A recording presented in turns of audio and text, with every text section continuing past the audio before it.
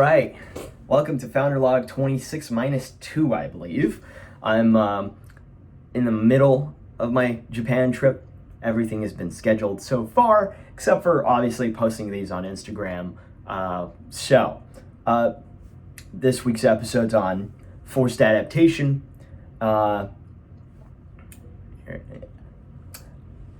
And I'm going to read off a bit. I was typing this on the first content I was taking. So here we go, just leaning in. At the time of typing, I'm going somewhere in the ballpark of 260 to 320 kilometers per hour from the cloud crawl of southern Japan, Kagoshima, to Kobe. It's been difficult to capture what I want to say without rambling over the last 2 weeks of my solo adventure. However, difficult. The topic was easy to land on, but timing it, like trading, is the hardest part. Diving in this trip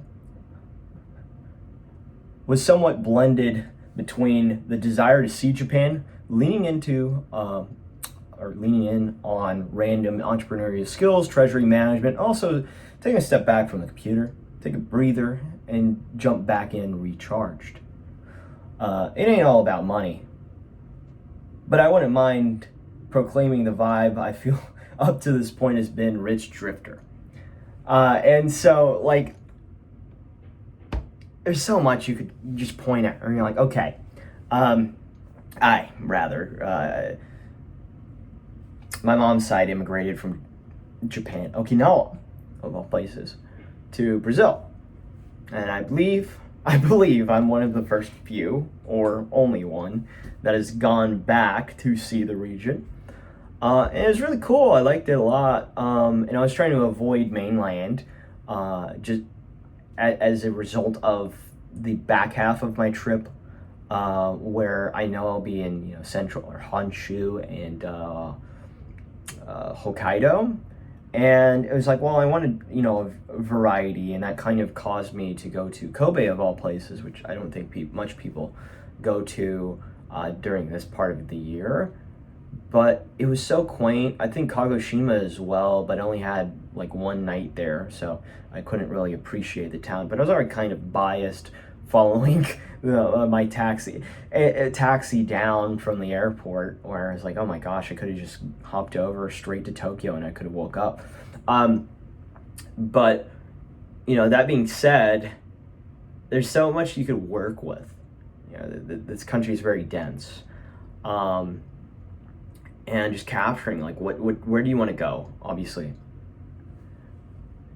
I want to blend all these certain aspects in, but leaning back into forced adaptation, right? So let's say, I don't know, you're lost in a subway. Well, what do you have to do, right? Like, you notice the behaviors and shift them, these attitudes, and they become kind of instinctive.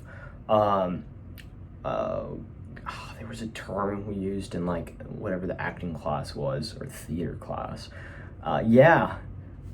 Special lore there. But it's like the momentum, I want to say finesse, gestures and mannerisms, or like I wouldn't say quirks, but like the way, like Tokyo, they stick on the left side and stand on like in the escalator, whereas everyone walks up. Kobe is a complete inverse, where right side you put your stuff, hang there, and everyone walks up if they walk up. And I didn't quite see that in Okinawa. I think people just wait. If I recall correctly, it's kind of funny, like little things that's like regional dynamics. Thankfully, tipping is not a thing, like, across the board. And you're like, okay, cool. I only want to pay for the service and whatever. And then Uber's like the only exception. I see the tip button, I tip 500 yen. But other than that, I don't, it's just fantastic. It's just like, I just want, So there's certain aspects where you're like, okay, I want to learn this as an entrepreneur, and then take some of this back, because obviously, like, I'm at the certain point where it's like, I'm an options trader version of Frankenstein. I want to take systems, processes, beliefs, thoughts, ideas, and turn them into something new. And I believe I wrote or talked about, you know, synthetic and organics and synthetics, and, you know, it's weird synthesis. But capturing that's still tricky, right? Like it's more feel, it's more sentiment, it's more adapted or informed, or, you know, gut feel based systems rather than data. Or there's levels to it, right? There's iterative systems, and I sound like a dork or like a hyper engineer, and it's just like, I'm a systems person. You just kind of build something initially and then work from it, right? So like, when you have incomplete information, sometimes you get screwed. Sometimes you just have to work with the system, or what you know, the environment, the situation you've kind of landed in. So I guess the easy example is me in Kobe, where, you know, there's three operating lines, and it's like, oh my gosh, which one do I take? Especially getting there first time.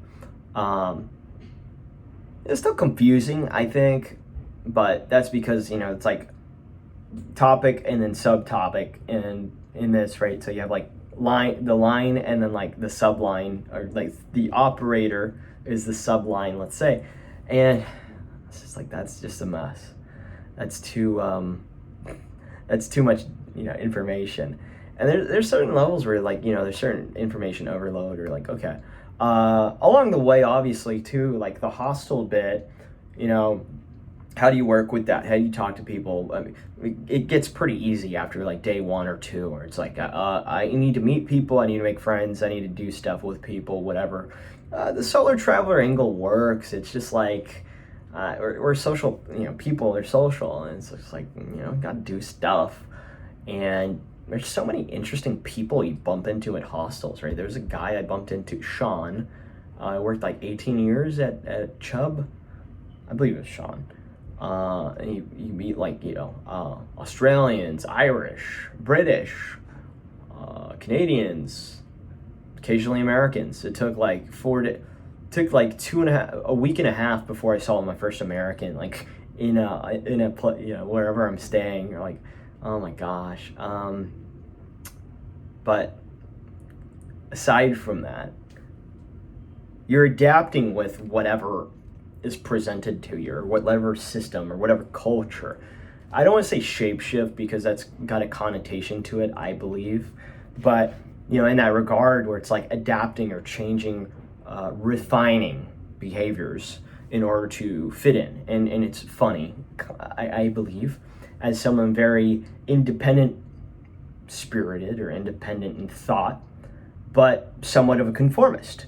And I don't know, it's kind of fun. It's really cool. I think if you have the chance or opportunity, definitely solo travel. Maybe do hostels, maybe not. I mean, that's kind of up in the air. I wanted a variety of experience on my own time, but definitely do it if you can. And it's crazy, because like, you'll bump into people that have been traveling for 6 months, and you're like, how? But obviously, you don't want to know how they do it, because I think that's the fun of it, like the mystery, right? And so, you know, you meet so many interesting people, or people that will listen, and maybe sometimes they don't, but hey, that's part of it, right? So the culture is the immersion, whatever, but I don't know, I went in more organic Japanese experience, and I think I captured it enough. But next time I'm in this country, I'm gonna come back here with a friend of mine who's a permanent resident, and I'm gonna get exactly like